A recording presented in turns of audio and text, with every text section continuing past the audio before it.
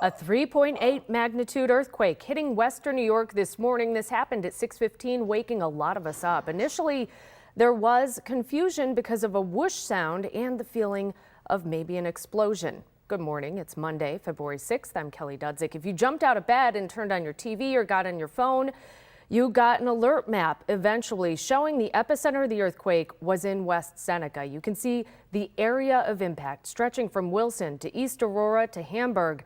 There were reports this morning that even people in Hamilton, Ontario felt the earthquake.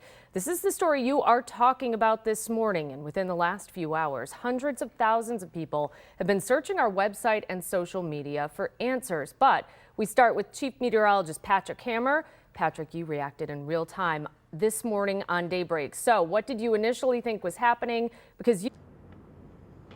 What have you learned since then? What can you tell us now? Yeah, Kelly, I got to be honest with you. I, like many of you, I didn't think it was an earthquake. It was an explosion.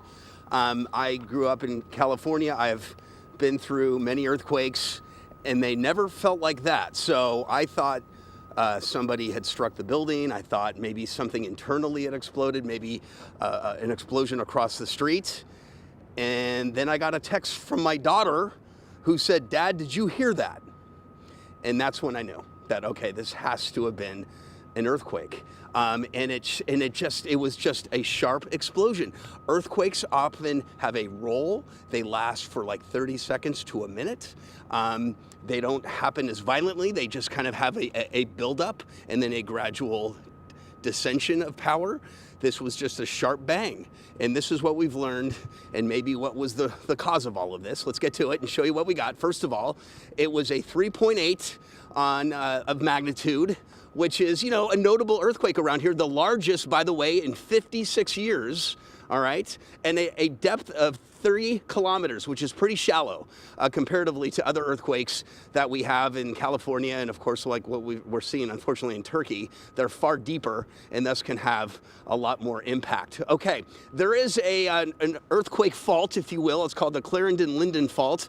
It extends from Lake Ontario through Genesee, Orleans, and then through Wyoming County, and it's likely that fault is a cause of our earthquake activity around Western New York, and we have them. In fact, here's a plot of some earthquakes that have happened here since 1914. There's been more little ones, but these are some of them that have happened that could have been felt, some near Hamburg, some north of Buffalo, but a cluster of them near Attica, and that's where the largest one was back in 1929, a 4.8, which, by the way, was about 10 times stronger than the one that we had today. Here's a list of the most recent earthquakes. 4.8 in Attica in 1929. We had a 4.3 in 1966.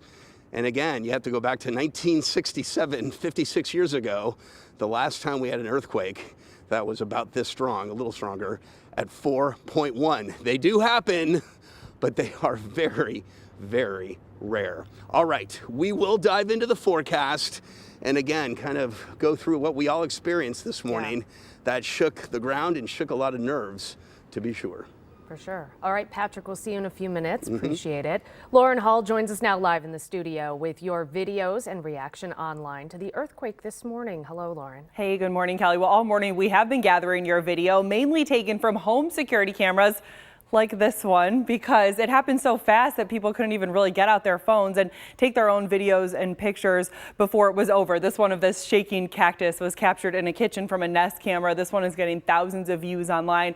So is this one from Emilio in Buffalo. He shared some amazing footage of his wife jumping out of bed to steady the crib and check on their baby. Oh yeah, you can see their baby amazingly seems to sleep through this entire thing thanks to his wife. Emilio wrote, "My wife has way better reflexes than I did when I was a goalkeeper at my younger age." Emilio's baby didn't wake up, but this dog sure did. Bentley, his owner Zach, shared this on Twitter of their dog. It was looking out the window around 6:15 this morning when all of a sudden, oh yeah, he was startled right off that couch. He collected himself before calmly going to check on his owners and his human parents to make sure they were okay.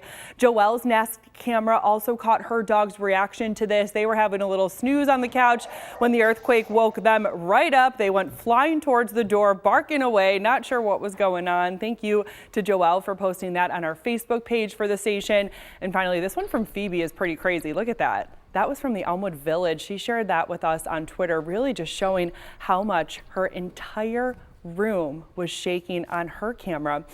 Elsewhere on Twitter at 7:32 this morning, Governor Kathy Hochul had this to say. She tweeted, "The Buffalo area experienced an earthquake this morning. No damage has been reported at this time." She also said that her team was in touch with local officials and they will be providing any support they need. And we've been hearing from a lot of you on social media too. The West Seneca police, they're known for being pretty comical on Twitter. And at this point, when they shared this, they probably didn't even realize that they were the epicenter of this yet, but they wrote, "Well, good morning, everyone. Just your usual Buffalo morning earthquake. Back to bed." We're hearing from some of you as well. Michael wrote, "We really felt it in Williamsville. We thought it was our neighbor's house exploding." Wendy said she literally jolted so hard it almost threw her out of bed. She thought a car hit her house or a plane went down. And Buffalo Jack on Twitter said he thought that the furnace kicked on, then he thought it was a snowplow driving by. Samantha said she was holding her baby boy. She was so thankful she was holding him. And then she said it took a long time for her heart rate to slow down and to stop shaking. And Kelly, for anyone who was wide awake like us on the Daybreak team, we all thought all of those things before we even thought it could be an earthquake here in downtown Buffalo. And it took a while for some of our heart rates to go down and for the shaking to stop. And I love the video of the dogs. Our cats did the same thing. Yeah, they freaked them out. Yeah, they never experienced that before, right? Exactly, and most of us haven't either. Right. Appreciate it, Lauren. Thank you. Thanks. And a reminder that you can send in your pictures and videos. You can text them to us here at the station, 716-849-2220. You can share them online with us by using the hashtag #Beyond2, or you can send them to us using the Near Me tab on the 2 on Your Side app. Just a short time ago, we went to West Seneca to talk with people who live there because that was the epicenter. Some community members say they thought a car hit their home. Others just slept right on through it. And one mentioned that they thought their neighbor fell down the stairs, but they never imagined it would be what we know now, an earthquake. Heard it, felt it.